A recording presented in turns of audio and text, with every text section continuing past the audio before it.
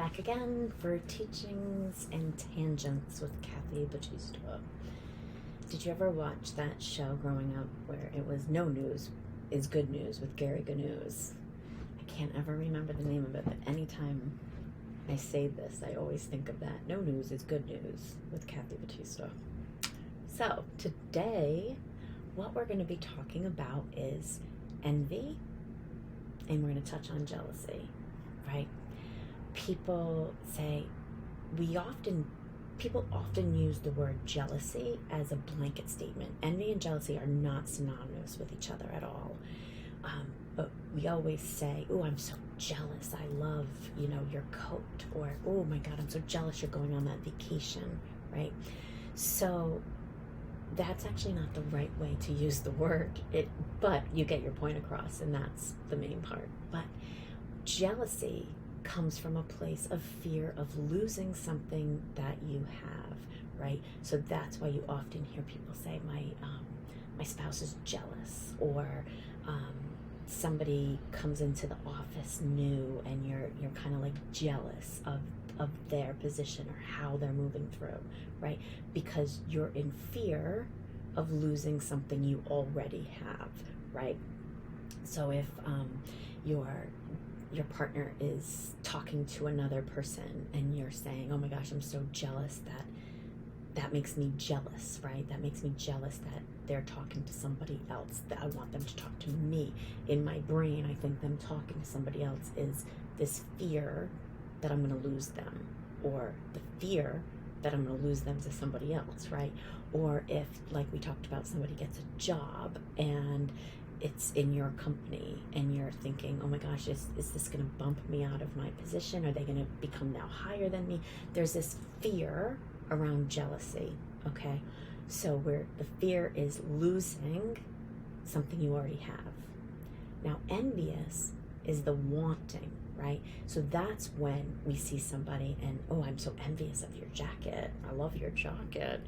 I want it, right? Or we get envious of the neighbor's house, envious of somebody's car, envious of somebody's life, of somebody's body. All of these things that we don't have and we want, we become envious of, right? Definition of envy and jealousy. But I am here to tell you, let's reframe that.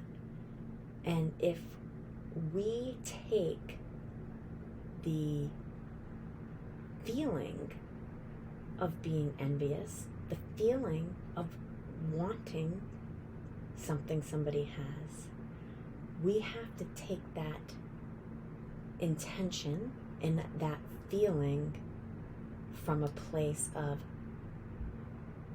abundance and prosperity and positivity, as opposed to this feeling of lacking, needing, so there's this different feeling. So two different scenarios, right?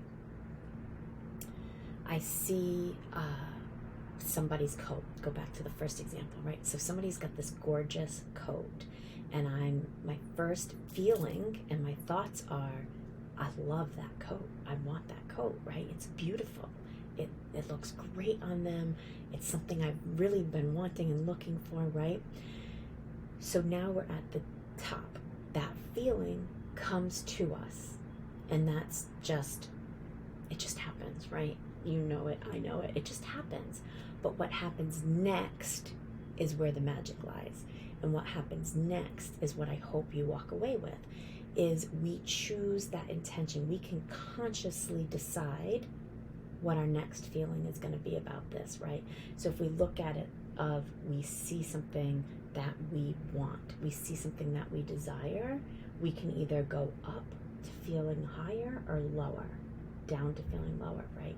Because that envy can turn into those same feelings that stand behind jealousy very quickly of, how did they get that? I'll never get that. I don't have enough money for that. I've always wanted that. I never get what I want, right? That can happen so quickly, and it fills our body and our energy field with this negative feeling of lack, right? But if we flip that and reframe it, and I implore you to try this, because our energy fields are magnetic and it draws, right? So if I see this coat, I can say, oh yeah, I can feel that that's going to come my way, and I'm going to go and look, and let's see, maybe I have enough money for that. Maybe I'll find one in my size. The possibility of excitement is there. I had one mentor who always talked about when she was let's say she's at a conference and somebody's talking about, getting a huge client or something. Instead of getting that envious want feeling of, oh my God, how did she do that? I feel like I'm just spinning my wheels. I'll never get that, right? It's realizing that our world is just this projection of our inner perceptions, right? So that must be really close to her if it's happening in her field, right? So that possibility of, if you see it, you can have it. If you see it, you can be it. The possibility is actually there.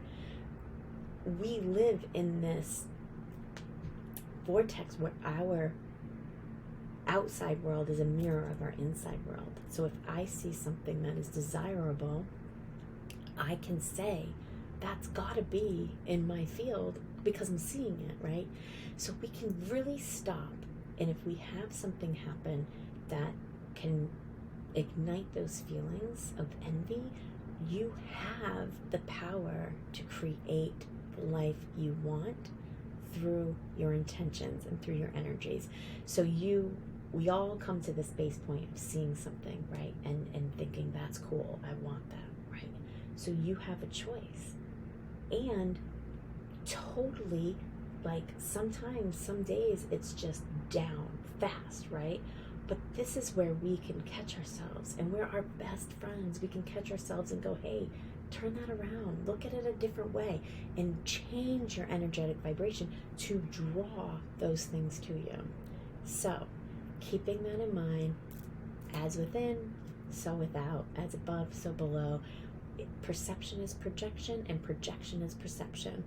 What we see is what we really are creating. It is that interpretation. So the next time you're feeling that envious feeling, know that you're seeing it, you can have it, you can be it. It's in your realm. And that sometimes takes work to switch our mindset, but it is such an amazing mindset tool.